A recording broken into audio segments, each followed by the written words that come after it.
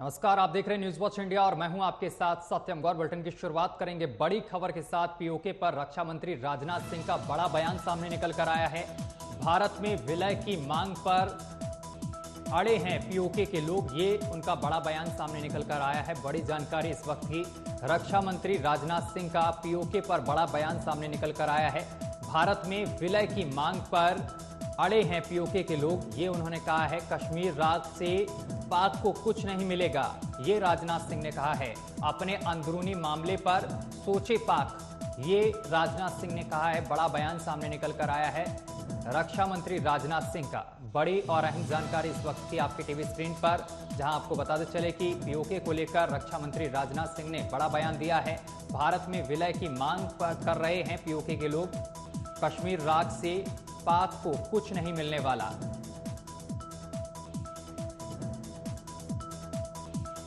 सुरक्षा की दृष्टि से 4 डायरेक्टिव प्रिंसिपल्स हैं, नीति निर्देशक तत्व हम जिसे कहते हैं।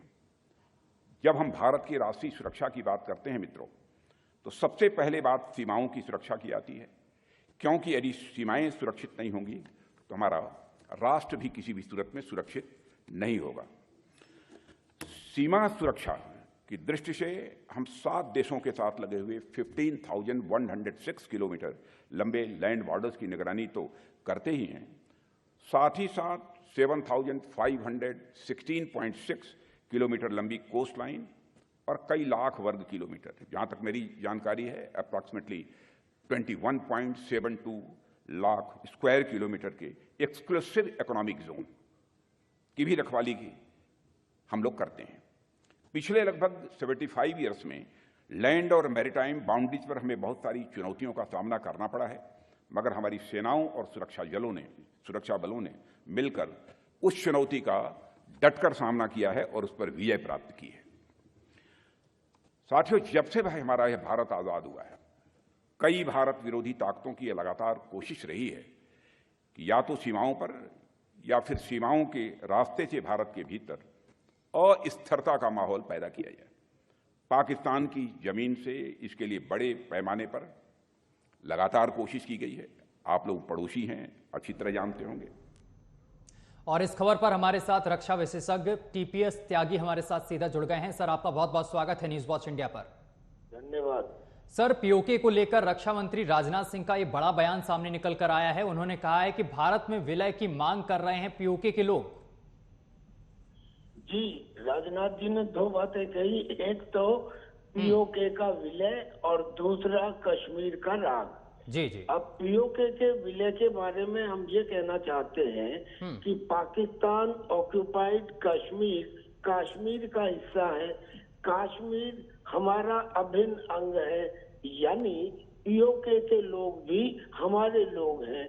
और अगर वो लोग जिद पर अड़े हैं कि जैसा विकास हम देख रहे हैं जम्मू एंड कश्मीर में, ऐसा ही हमारा भी होना चाहिए और इसलिए हम हिंदुस्तान में विलय करना चाहते हैं, तो उनकी मांग का समर्थन करना हमारी नैतिक जिम्मेदारी बनती है। जी। और फिर न केवल नैतिक जिम्मेदारी, हमारे पास इसके लीगल डॉक्यूमेंट्स भी हैं। लिहाजा पीओके का कश्मीर में विलय सही डिमांड है, इसको एक्सेप्ट करना चाहिए। और इसको एक्सेप्ट करने में अगर हमें एक एलिमेंट ऑफ फोर्स का भी इस्तेमाल करना पड़े तो करना चाहिए। अब दूसरी बात जो उन्होंने कश्मीर के राग की कही, देखिए अभी हमारे प्रधानमंत्री इजिप्ट से होकर आए हैं। बिल्कुल, ये वही इजिप्ट है कि जब G20 की बैठक कश्मीर में हुई तो इजिप्ट उसमें नदारत था। क्यों नदारत था?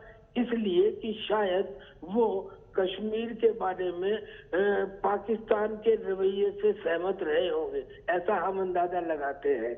लेकिन अब जब गए तो अब वहाँ हर तरह की बात हुई। उन्होंने रियलाइज किया कि कोरोना के टाइम में जब गेहूं एक्सपोर्ट के ऊपर प्रतिबंध था तो भी भारत ने हमें 60,000 मैट्रिक टन गेहूं दिया, हमारी आर्थिक व्यवस्था को सुधारने में मदद की, हमें जहाज उड़ाने में पायलट दिए। लिहाजा अब उन्होंने बातचीत में कश्मीर का राज नहीं अलापा। यानी कि इजिप्ट जैसा अरब कंट्री भी, क्योंकि अरब कंट्रीज के अंदर ये एक वो बन गया था कि जब भी कभी बात होगी तो कश्मीर का राग अलापा जाएगा। इजिप्ट चुप रहा, और इजिप्ट के साथ साथ जो और कंट्रीज हैं, मुस्लिम कंट्रीज, वो भी चुप रह रही हैं। यानी कि कश्मीर का राग अब बंद हो जाना चाहिए। इसको अंग्रेजी में कहते हैं कि डी फैक्टो कश्मीर राग खत्म हो चुका है। जैसे इजराइल एक देश है, अब ये मान्यता हो गई है। शुरू में लोग चिल्लाते रहे होंगे, समय के साथ में परमानेंस आ गई। तो इसे कहते हैं परमानेंस ऑफ इम्परमानेंस, यानी कि कश्मीर राग के ऊपर ताला और पीओके का हिंदुस्तान में विलय, ये अब अवश्यम भावी है।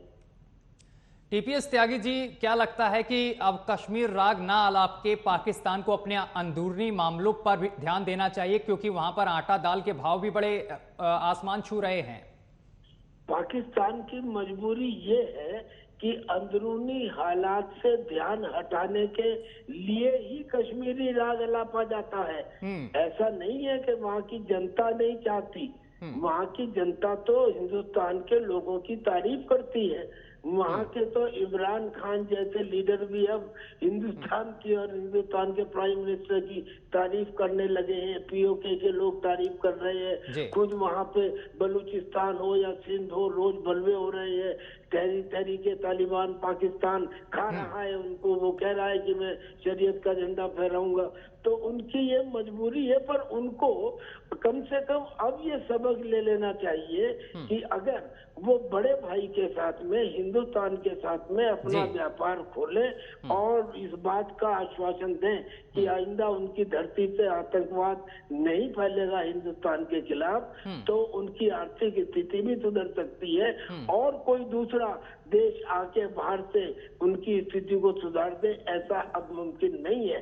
फ्रेंडशिप का हाथ अगर पाकिस्तान की तरफ से बढ़ेगा तो हिंदुस्तान का तो इतिहास रहा है कि हम तो दुश्मन को भी सीने से लगा लेते हैं। बिल्कुल सर, बहुत बहुत शुक्रिया सर हमारे साथ जुड़ने के लिए, तमाम बातचीत करने के लिए। खबरों में आगे बढ़ेंगे। प्रधानमंत्री नरेंद्र मोदी 27 जून को मध्य प्रदेश के दौरे पर रहेंगे। प्रधानमंत्री रानी कमलापति रेलवे स्टेशन पर 5 वंदे भारत एक्सप्रेस ट्रेन को हरी झंडी दिखाएंगे।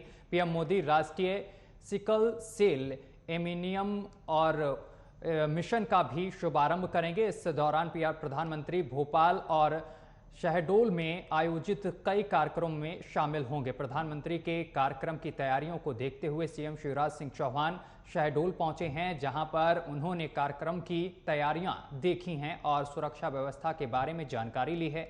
इस दौरान मुख्यमंत्री ने अधिकारियों को निर्देशित भी किया है। सुरक्षा को लेकर मुख्यमंत्री शिवराज सिंह चौहान ने प्रधानमंत्री नरेंद्र मोदी के रोड शो मार्ग के सुरक्षा इंतजामों के बारे में पुलिस अधिकारियों से चर्चा की है और कहा है कि रोड शो के दौरान नागरिकों को किसी भी तरह की असुविधा नहीं होनी चाहिए। बीजेपी प्रदेश अध्यक्ष वीडी शर्मा ने बताया है कि रोड शो के माध्यम से यहां पर प्रधानमंत्री नरेंद्र मोदी तमाम युवाओं से मुलाकात करेंगे और मोदी की झलक देखने के लिए यहां पर तमाम लोग एकत्रित भी होंगे।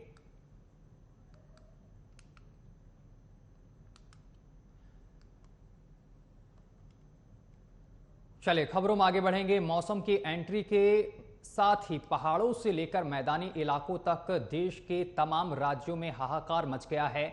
मध्य प्रदेश और इसके साथ ही हिमाचल प्रदेश के मंडी की बात की जाए तो यहां पर भी बारिश हुई है और मंडी और इसके साथ ही कुल्लू में बादल फटने से भारी तबाही की तस्वीरें सामने निकल कर आई हैं। तो वहीं उत्तराखंड में भारी बारिश और भूस्खलन की घटनाओं के बीच केदारनाथ और बद्रीनाथ यात्रा पर ब्रेक लग गया है। उत्तर भारत में मानसून की बारिश से दिल्ली, एनसीआर, हिमाचल प्रदेश, उत्तराखंड समेत कई राज्यों में मौसम सुहावना होने के साथ लोगों को ऊष्म भरी गर्मी से राहत मिली है। वहीं राहत की बारिश अलग अलग राज्यों में आफत भी बनी है। इसी बीच मौसम विभाग ने भारी बारिश को लेकर उत्तराखंड में रेड अलर्ट और हिमाचल प्रदेश के लिए ऑरेंज अलर्ट जारी कर दिया है। मौसम विभाग ने उत्तराखंड के कई जिलों में आज भी भारी बारिश की चेतावनी जारी की है। देहरादून, नैनीताल, चंपावत और पिथौरागढ़ और इसके साथ देहरादून और टिहरी, पौड़ी जिले में बारिश को लेकर ऑरेंज अलर्ट जारी किया गया है।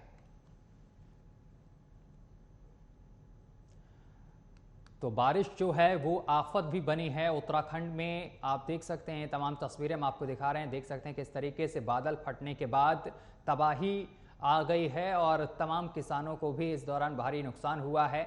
और उत्तराखंड में जो टूरिस्ट गए थे वो भी फंसे हुए नजर आ रहे हैं। और इसके साथ ही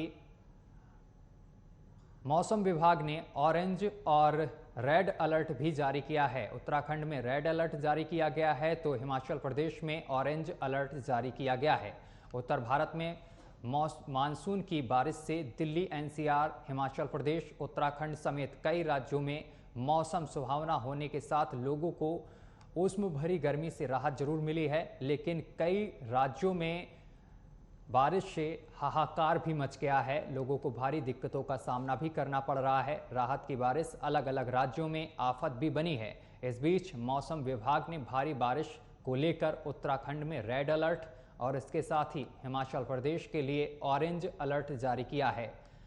मौसम विभाग ने उत्तराखंड के कई जिलों में आज भी भारी बारिश की चेतावनी जारी की है। देहरादून, नैनीताल, चंपावत, पिथौरागढ़, बागेश्वर और इसके साथ देहरादून, टिहरी, पौड़ी जिलों में बारिश को लेकर ऑरेंज अलर्ट जारी किया गया है।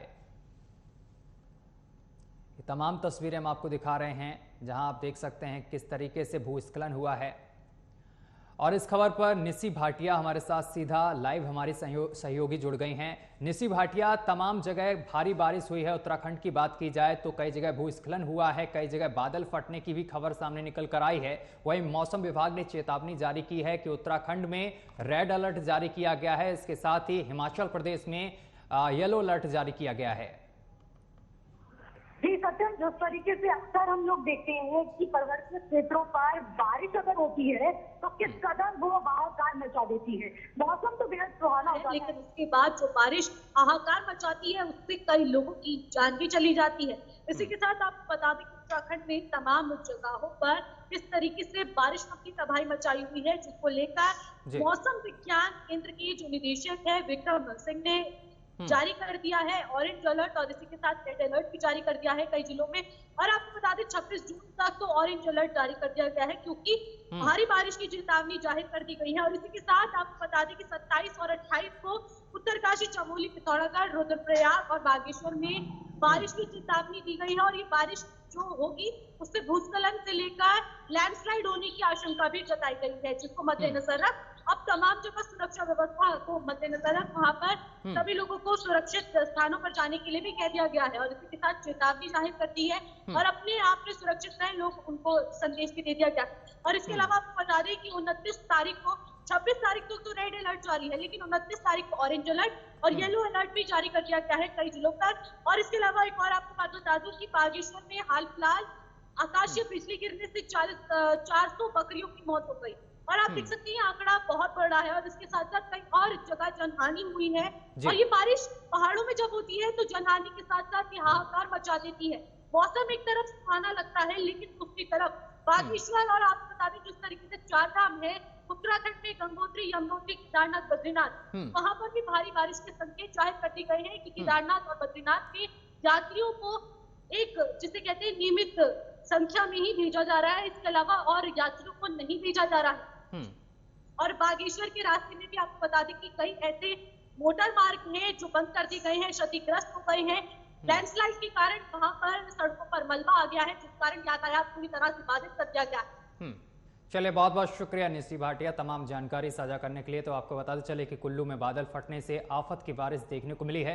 खबरों में आगे बढ़ेंगे, एक बड़ी जानकारी सामने निकल कर आ रही है। सीएम योगी कल करेंगे अहम बैठक। इस वक्त की अहम जानकारी, आगामी त्योहारों के मद्देनजर ये बैठक की जाएगी। फील्ड के ऑफिसरों के साथ वीसी के जरिए यहां पर बैठक की जाएगी। बड़ी और अहम जानकारी इस वक्त की आप तक पहुंचा रहे हैं। वीडियो कॉन्फ्रेंस के जरिए बैठक की जाएगी। अहम जानकारी इस वक्त की आपके टीवी स्क्रीन पर। बता दें कि सीएम योगी आदित्यनाथ अहम बैठक करेंगे। आगामी त्योहारों को लेकर ये बैठक की जाएगी। कानून व्यवस्था समेत तमाम मुद्दों पर इस बैठक में चर्चा होगी। तमाम क्षेत्रीय जो अधिकारी हैं वो इस बैठक में मौजूद रहेंगे। इस वक्त की अहम जानकारी हम आप तक पहुंचा रहे हैं, जहां आपको बताते चले कि सीएम योगी आदित्यनाथ बैठक करेंगे और इस बैठक में आगामी त्योहारों को लेकर चर्चा होगी। फील्ड के जो ऑफिसर हैं वो इस बैठक में जुड़ेंगे और कानून व्यवस्था समेत तमाम मुद्दों को लेकर इस बैठक में चर्चा होने जा रही है। तो बड़ी और अहम जानकारी इस वक्त की आपकी टीवी स्क्रीन पर, जहां आपको बताते चले कि सीएम योगी आदित्यनाथ एक अहम बैठक करने जा रहे हैं और इस बैठक में तमाम अधिकारी जुड़ेंगे। आगामी त्योहारों के मद्देनजर ये बैठक होगी। फील्ड के ऑफिसर जो हैं वो इस बैठक में शामिल होंगे। बैठक में कई मुद्दों को लेकर चर्चा होगी।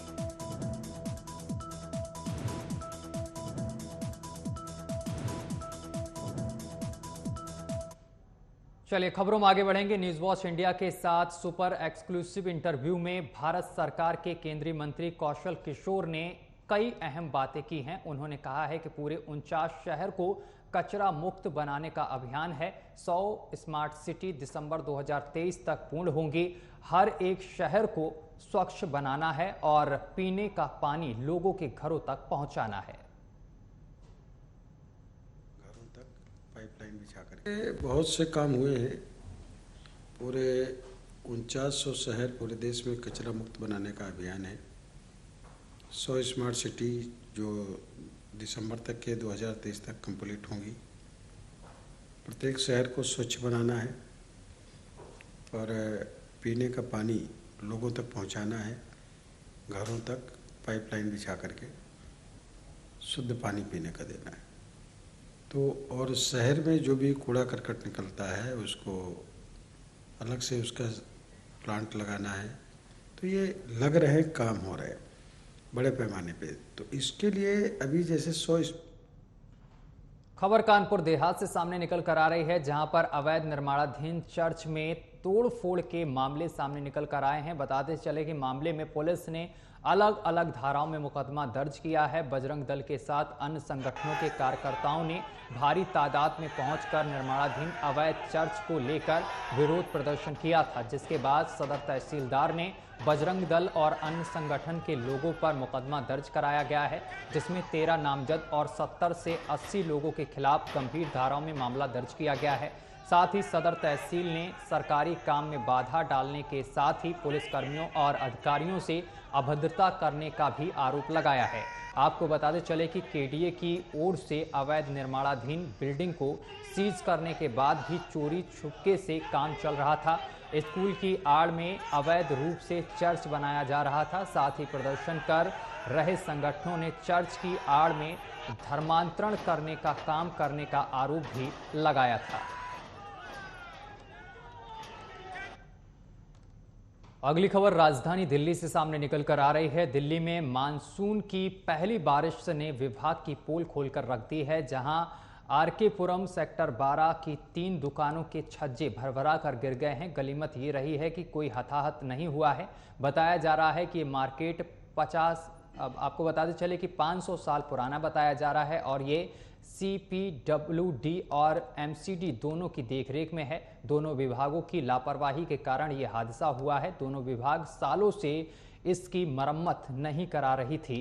पुलिस ने मौके पर पहुंचकर आपको बताते चले कि इस पूरे मामले की जांच पड़ताल शुरू कर दी है।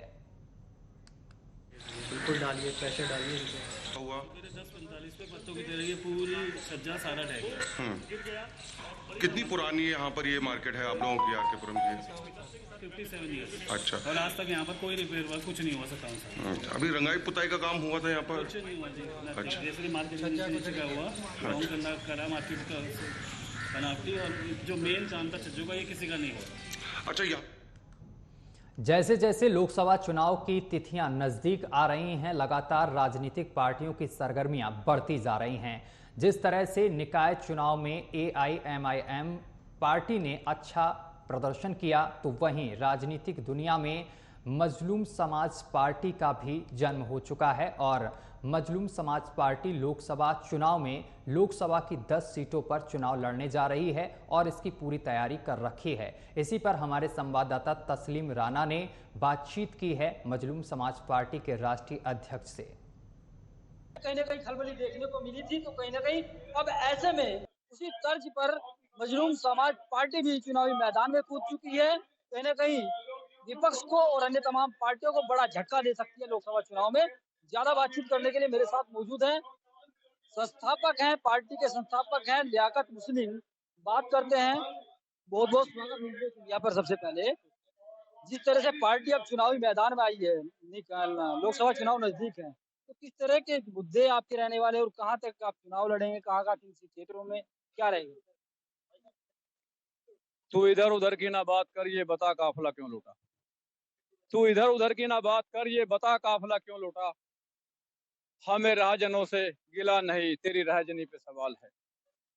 अगर ये सेकुलर पार्टी मुसलमानों का, मजलूमों का हित देखती, इनका काम करती, इनका ख्याल रखती, तो आज हमें मजलूम समाज पार्टी ना बनानी पड़ती। मजलूम समाज पार्टी अपने दम पर लोकसभा का चुनाव लड़ने जा रही है और अभी बीच में आपके बीच में ये बात आएंगे कि ये तो वोट कटवा पार्टी है, लेकिन मैं कह रहा हूं कि वोट काटने के लिए तो वे दल आ रहे हैं, वे जो यहाँ से वोट जो चुनाव लड़ना चाहते हैं, मैं ये कह रहा हूं कि उनसे आप ये पूछिए कि उनकी कितनी वोट है।